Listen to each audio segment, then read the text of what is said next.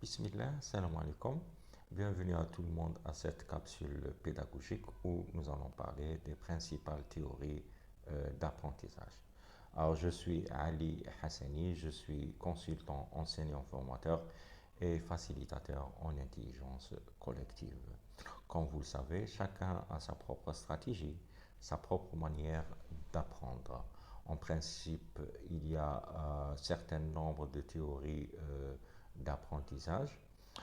Selon les pédagogues, selon les psychologues en éducation aussi. Alors, nous allons parler de cinq théories principales.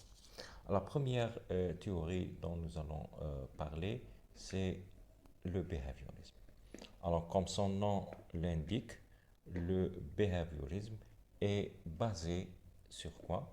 Sur le comportement. On dit que le behaviorisme, c'est les comportements observables des apprenants. Alors, comment on peut travailler sur cette théorie? Alors, généralement, l'apprenant, il a besoin de challenge, il a besoin de défis. Alors, comment? Alors, vous, par exemple, vous êtes formateur, enseignant en mathématiques, par exemple, dans les langues, dans le management. Alors, vous allez présenter, par exemple, dans les maths, par exemple, la multiplication. Et vous demandez aux apprenants, vous leur posez une question. Un apprenant répond juste, vous allez l'encourager. Vous allez lui dire bravo, par exemple, c'est très bien, c'est bien répondu. Alors, dans le behaviorisme, les apprenants ont toujours besoin euh, de, de challenge, ils ont besoin aussi de récompenses.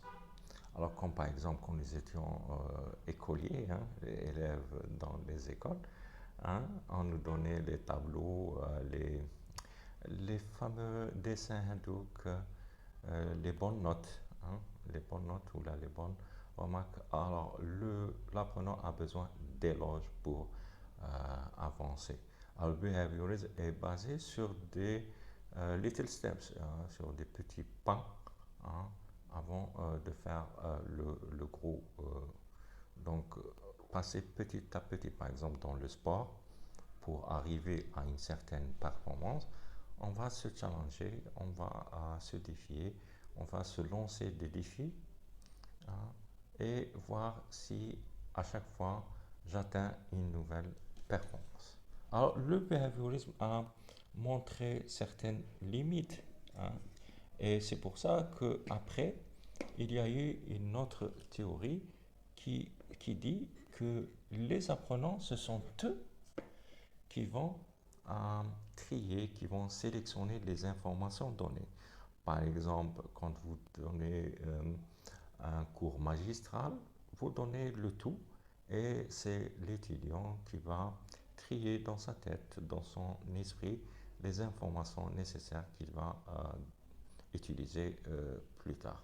Alors, le behaviorisme, c'est le comportement observable. Le cognitivisme, c'est le tri, la sélection des informations qu'utilisent les apprenants euh, des données. Alors, le behaviorisme et le cognitivisme, je le dis dès maintenant, c'est beaucoup plus à partir du formateur de l'enseignant. Il est basé sur ce que donne le formateur, beaucoup plus, si vous vous rappelez, du style transmissif. Et bien, ensuite, le constructivisme, parce que le behaviorisme et le cognitivisme ont montré certaines limites. Alors, le constructivisme, c'est quoi? C'est que les apprenants vont construire leur propre idée, leur propre comportement, leur propre, si vous voulez, leur propre compétence au sein d'un environnement donné. Vous êtes enseignant, vous êtes formateur pour une entreprise, vous allez les aider, aider les participants, les apprenants à construire certaines compétences qu'ils vont utiliser, bien sûr, dans leur environnement, dans leur organisation, dans leur entreprise. On a remarqué que les gens, quand ils utilisent les informations, les comportements dans leur euh, entreprise, si on change d'entreprise, est-ce qu'ils vont garder la même performance? Si on change euh, euh, le service, le département, est-ce qu'ils vont garder la même performance? Alors, s'ils gardent la même performance, ça veut dire que les apprenants sont capables de construire, mais dans un contexte différent. Construire les compétences, les informations, le savoir dans un environnement différent de celui euh, auquel ils sont habitués, dans un autre contexte, dans un contexte différent. Et c'est pour ça que est venue la théorie euh, qu'on a appelée, qu'on a nommée le socio-constructivisme. Alors, je l'ai dit, le socio-constructivisme, c'est quoi? C'est construire ses comportements, construire ses compétences, mais dans un contexte précis, selon le contexte. Si on change le contexte, est-ce qu'on est capable de garder la même compétence, la même performance? Vient ensuite, depuis, ça fait cela une quinzaine d'années, 2005 pratiquement, on parle de notre théorie d'apprentissage, c'est le connectivisme par l'apport des nouvelles technologies, l'apport du web, de Internet. Alors les gens construisent les informations, construisent leur apprentissage, leurs compétences, leur savoir à partir des connexions, à partir du partage euh, sur les réseaux. Voilà les principales théories d'apprentissage. Alors, leurs applications différentes. Le behaviorisme, par exemple, dans le sport, pour atteindre une performance. Le saut en hauteur, je ne sais pas, le son longueur, la vitesse, hein, pour Usain Bolt, par exemple, arriver à 9 secondes 80, comment il peut faire. Donc, à chaque fois, il y a des challenges. Alors, le behaviorisme, c'est des challenges, c'est des défis. Donc, il est basé sur la récompense, ne l'oubliez pas. Le cognitivisme, c'est, si vous voulez, c'est la construction mentale, c'est le tri, c'est la sélection des informations qu'on nous donne.